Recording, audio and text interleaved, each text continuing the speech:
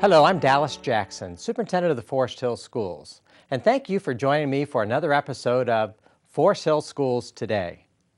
In today's episode, we're going to be talking facilities.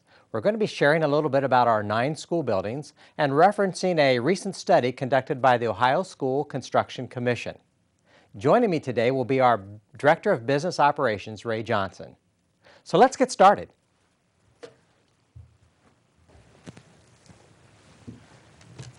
As mentioned, today's topic of the Forest Hill Schools is our facilities. And with me today is our Director of Business Operations, Ray Johnson. Thank you. Thanks for joining us, Ray. Oh, you're welcome. For a little bit of a background regarding our facilities, I'd like to begin with just sharing that we have 9 school buildings in the Forest Hill system. 8 of those buildings were actually built between an area of growth in our district, and that was between the early 50s and mid-1970s. Our youngest building is Nagle Middle School. It's about 14 years old. And our oldest building is Wilson Elementary at about 54 years old. A lot of today's discussion is going to kind of revolve around a recent study that was conducted by the Ohio Facilities Construction Commission. Ray had played a very active part in that. This is actually the second time that the OFCC has been in our district. They were here once before in about 2004, and so a little less than 10 years later, we invited them to come back and kind of give us an update. With that study, they also provided this time a kind of a demographics report as well. Is not correct, Ray? Yeah. To kind of look at where our population may be going in the future. You know, the Ohio School Facilities Commission has been around for quite some time. It was originally called the Ohio Facilities Construction, but they've changed their name. But with that, they've been around for a while. And nearly, I would say, most of all the 600 school districts in the state of Ohio have utilized their services at one time or another over the past several years. Yeah, I think that many of them have either had projects that have been completed through funding or at least gone through the assessment process, correct? There actually were some schools in our own area that have actually gone through the process and have actually kind of applied and utilized some of the funding that could be associated with them. Right. I think that West Claremont to our east, Milford is currently going through the process right now. Cincinnati Public obviously has gone through a lot of it. And there are other districts, say Marymount is another adjacent district who didn't go through the process, but did do a lot of constructions that was pretty much to the standards established by the organization. Well, Ray, as we know, we've been looking at this report for quite some time, and actually in front of me is a copy of the report. And you can see the magnitude of what they provided for us. Ray, can you tell us a little bit about that process? They came to us earlier in the fall of last year? Correct. We actually met with representatives from the organization, I believe it was in May, talked to them about coming in and doing a new assessment of our facilities. One of the things that's changed is in 2004 when they came in, they had one individual pretty much that spent the entire summer with me, going from building to building, going through every square inch of the building. At this point, they brought in a team of 4 individuals. They identify architectural and design firms from various areas throughout the state and assign them to your location. The firm that was assigned to us, the Thomas Porter firm out of Toledo, that's not in our market area, and that's done by intent. So they, in essence, have nothing to gain by doing a positive or negative assessment. So they scheduled assessments that began in late August and were completed by the end of September. Spent a great deal of time in each one of our buildings, going through every square inch of the building, exploring our grounds, roof systems, and so forth. So it was a pretty in-depth process. Included in each of the reports of our buildings is actually kind of a short building summary. This report can be found online at Forest Hill's website, as well as those summaries. So anyone that's interested can most definitely take a look at those results. Along with those results, though, Ray, they also provide for us kind of a guideline. And that guideline is sort of a percentage. Can you tell us a little bit about that percentage guideline for each of our buildings? Yeah, what they do is they do an assessment on the cost of replacing a building versus renovating it, all to meet their current standards. So, for example, if they say that to reach their standards at a particular building, it may cost 50% of the cost of replacing it. Their criteria is that once it hits 2/3, in other words, you'll hear reference to the 2/3 rule, is their recommendation is to replace it. So if the cost of renovating exceeds 2/3 the cost of new, they recommend going with new. So, what we have found is over the course of time from 2004 to 2013 is the spectrum is that what's remained the same is Wilson needs to be replaced. I think the percentage was 93%. In 2004, it's 105% or thereabouts in 2014. Nagel, being a newer building, needed very little to be done back in 2004, needs a little bit more to meet their standards now, but we have two ends of the spectrum. What we have found is we have a tight bunching, if you will, of the buildings that most of our elementary buildings are at or above the 2/3. Our two high schools are literally just below that. So 8 of our 9 buildings are in the 64% range or higher at this point.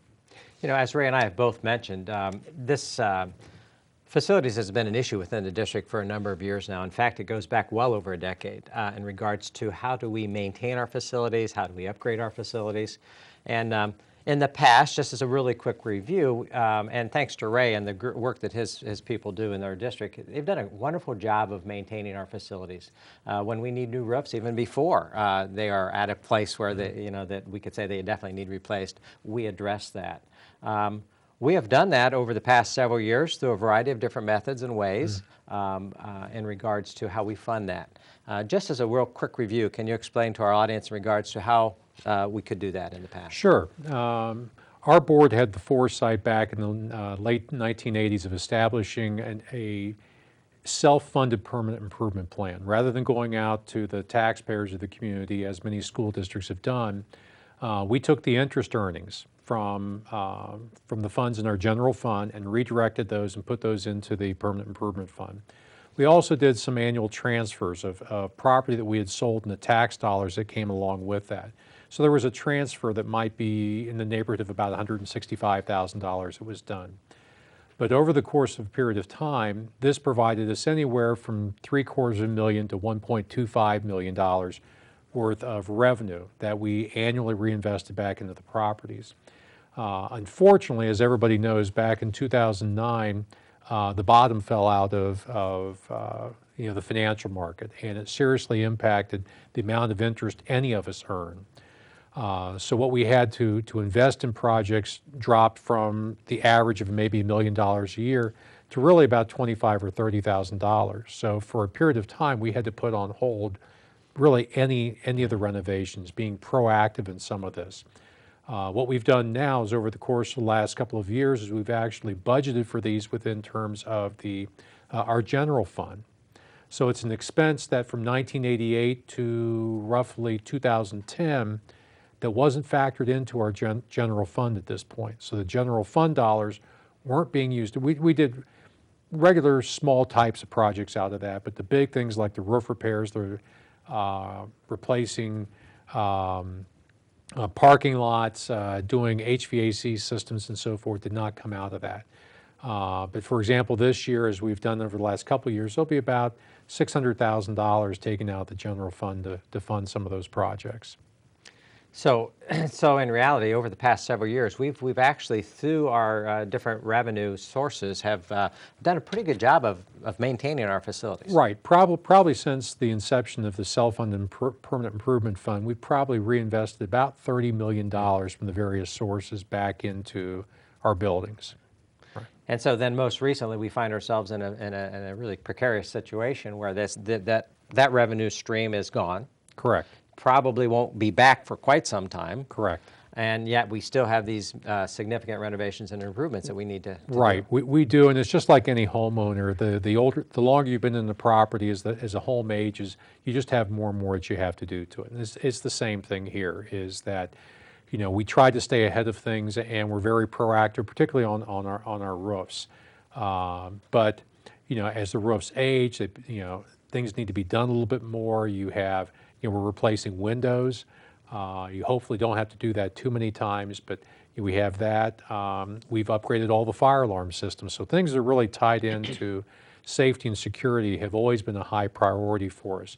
But there are other things that we have to do as well. And Yes, it's just there are more and more of those things mounting up, plus also when you have to defer some of those because of the funding sources, the list gets a little bit longer. Sure. Well, let's step back a minute and we'll go back to the Ohio facilities report that we have. First of all, this particular report, a lot of work went into this by a lot of individuals, not only in our own district, but from that came from the state. But what was unique to this, Ray, is what was the cost of this to our district? The cost was zero. Didn't cost us anything. And when we had it done the first time, we actually asked what it would have cost us to independently commission the study. And the information we got back from the state was about $75,000, and that was on the 2004 study. So just through inflation, one can imagine that you're probably talking about something to be close to six figures at this point to have the same thing done, particularly when it involved 4 individuals. And then on top of that, besides the report coming back, the area that we want to talk about is what were some of the details of the report specifically. I understand, and again, I've looked at the report, and you and I have discussed this on several occasions, but they actually took a look at well over 20 different guidelines, so to speak, within our district and each of our buildings, and then gave us a report regarding each of those particular entities. Correct. They went through, and as any of our viewers might want to, as they look at this, they'll find that they looked at the same types of things in every one of the buildings. They examined climate, safety and security. They looked at the finishes. They looked at technology. They looked at ADA compliance. Basically, they went through with a fine-tooth comb and assessed every area. They took a look at the grounds. They were looking at things such as the windows, parking lots. So there really is not anything from the standpoint of the facility itself that they did not take a close look at. So they basically took a look from the ground up. Exactly. They actually even beneath the ground with the right. They spent time on the roofs, in the classrooms, and every square inch of the building. And one of the nice things was with this group is the same person looked at the same thing in each one of the buildings. That person had a particular area of expertise in one of the 20 plus assessment areas. So they were looking at the same thing at each building. Very good. As you go through here, they're very self-explanatory, the different categories that the OFCC looked at, but one that is kind of this is called interior finishing. And when I took a look at that, I had to really take a look. What does that mean by interior finishings of our buildings? Yeah, that's probably the one that the casual observer would look at and say, well, gosh, what is that? Because as you look at it, it seems to be a big number. But really what that encompasses, it encompasses the flooring. It encompasses the types of walls that you might have, the ceiling, door hardware, doors. Do you need a fire-rated door or not? They're looking at things along those lines. They're looking at how you furnish your restrooms. So that's kind of the one big kind of catch-all area, but that's really what that encompasses. Very good, very good. So with that then, we have these different categories that the OFCC has shared with us. They've put a percentage on each one of those categories as well as a cost factor. They've taken a look at not only the structural analysis themselves of the wall structures, the different structure of the buildings, but they also took a look at the learning environments. Correct. Can you share with me something that they may have looked at in learning environments? Well, what they're looking at is they're looking at the amount of, and this is going to be in several different areas, but they look at the amount of room that you might have. They look at the technology. What is the 21st century learner need in a classroom or the teacher? So they looked at those aspects. They looked at the comfort and climate. They looked at the fact that we have more and more students that have special needs. So they look at accessibility issues. So it's all encompassing that, what they looked at. And what was surprising to me, and I learned this many years ago when I first met Ray, and he shared with me the different facilities, but Ray, there's a figure that just keeps rolling around in my head in regards to how many square feet do we have under roof as a district? We probably have just a shade over 1 million square feet under roof just of educational buildings. Doesn't include some of our auxiliary buildings. When you look at the 9 buildings, we've got just under 1 million, or just over 1 million square feet. So it's a very large operation. Yes. Okay. One thing that the Ohio Facilities Commission didn't do, I mean, they had this very thorough report, but what did they not take a look at? In other words, in regards to our facilities? Well, a couple things. One of the things, they don't look at athletic spaces. So for your high schools and middle schools, they're not looking at any of the outdoor athletic space. They're not looking at gymnasiums outside of a place just to conduct PE classes. Turpin and Anderson, we both have both schools have swimming pools. They're not looking at that. So that's the type of thing that they're not looking at. The other thing that's important for people to understand is that we have some overcrowding issues at our buildings. The report did not include the cost of providing more space. This report is all based upon the amount of space that we have right now. So an investment that would need to be made is, for example, at any of the buildings that might have modular classrooms. Doesn't include those being replaced. So that's one of the key things in this as well. What the study shows is that they kind of determine a square footage for each student. Correct. And if you take a look at those square footage numbers that the OFCC has placed on facilities, really of our 9 buildings, 7 of them are well under capacity. Correct. And I would add that the other 2 are right at that capacity number and have been well over that capacity number in the past. And you know, that's kind of a tribute to you and to the different people that work in maintenance, and that is regards to, we have taken spaces in many of our buildings that literally weren't built as learning environments or learning spaces, and you know, through some ingenuity, we have actually turned some of those spaces into classrooms. Right. Well, and what I would add is probably even more importantly, I think it's a tribute to the educators in our buildings, is that they have found ways to provide, probably the best education somebody can get in the state of Ohio in spaces that really weren't designed as educational spaces when the building was opened. We may have classrooms or buildings that are overcrowded, but I'll stand our test scores up against anybody in the state. I will too. So we've talked a little bit about the Ohio School Facilities Commission, the report that they've provided for us. It's the second of such reports that they've done over the years for us. One was nearly 10 years ago, and this is the most recent one. We have lots of data. Over the past several years, there's been a number of groups within our district who has taken a look at our facilities. We have that data as well to kind of glean over. But our board has made a promise, I believe, to our community that they are going to very, very seriously look at our facilities and have a plan to move forward. Can you share a little bit about what's been going on with our board? Well, I think the board feels very strongly that we need to come up with a plan. And so I think that you've been able to form a facilities committee, that we've had one meeting. We're going to be meeting several times moving forward, and taking a look at what that plan is, and hopefully coming up with something that has a long-term approach to it. Again, as I mentioned earlier, I think everybody pretty well agrees that with the OFCC report that we need to do something about the replacement of Wilson. We look at Nagel on the other side, and Nagel probably needs little in the way of capital investment. So it's kind of taking a look at everything in between and saying, okay, do we need to take a look at some of the buildings that have exceeded the 2/3 rule? Are we going to renovate? Are we going to replace? And really we want to go into this at this point, I think, with the direction of the board, that really there's nothing that we shouldn't consider, at least at this point. I think that lends validity to the process. So we're working on a pretty tight time frame with a lot of things to get done. And mentioning that time frame, thank you. The time frame that the board has asked is, first of all, that we would have something to them, or actually they're very involved in this process. In fact, our board president, Jim Fruman, actually said the other day that the board itself is the committee. And they're correct. And they're asking my group, along with your services, to provide some information to them.